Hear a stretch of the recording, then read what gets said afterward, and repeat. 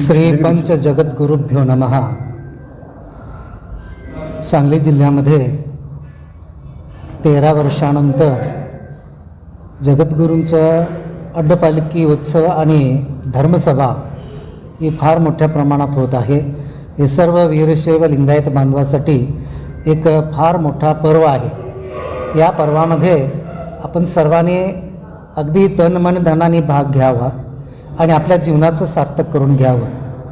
कारण या कार्यक्रमामध्ये अतिमहत्त्वाचा एक कार्यक्रम असा होणार आहे की अय्याचार व शिवदीक्षाविधी संस्कार हा वीरशैव धर्मातील 16 संस्काराचा राजा म्हणून घेतलेला आहे की या संस्कारामुळं जीव हा शिव होत असतो. आणि म्हणून या महत्त्वाच्या संस्कारसाठी सर्व बांधवांनी या कार्यक्रमामध्ये हजर राहावं.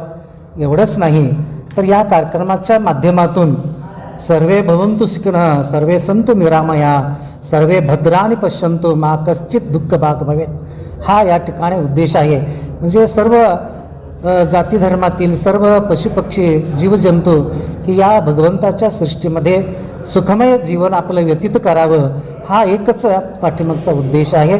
आणि महास्वामीजींचं आशीर्वचन जे वीरशैव लिंगायत समाजाचा जो धर्मग्रंथ आहे श्री सिद्धांत शिखामणी, या ग्रंथावर महास्वामीजींचं फार विद्वत्पूर्ण असं या ठिकाणी आशीर्वचन होणार आहे. तर या सर्व बांधवांनी सांगली जिल्ह्यातील व सांगली परिसरातील सर्व वीरशैव लिंगायत बांधव इतर सर्व मानव समाज याचा लाभ घ्यावा असं आम्ही आमच्या या कमिटीच्या वतीनं आणि आमच्या वतीनं सर्वांना आवाहन करतो. आणि सर्वांनी देखील यामध्ये तन्मनधनाने भाग घेऊन पुनश्च एकदा सर्वांना शुभाशीर्वाद देऊन या ठिकाणी थांबत आहोत. ओम शांती शांती शांती. मी आर.टी. कुंभार, लिंगायत एकता प्रतिष्ठानचा मी अध्यक्ष आहे.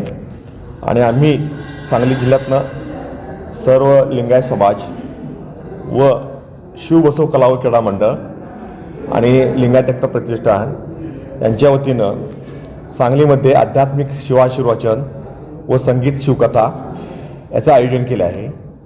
तर हा कार्यक्रम 16 जानेवारीला सकाळी 10:30 वाजता धर्मध्वजारोहण होऊन सुरुवात होणार आहे.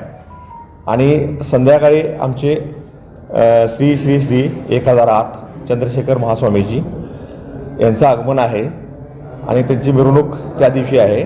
त्यानंतर 17 जानेवारी ते 24 जानेवारी ह्या रोजी दिननित्य कार्यक्रम आहेत. सकाळी 8 ते 11 यावेळेस इष्टलिंग महापूजा आहे आणि 11 ते 2 महाप्रसाद आहे.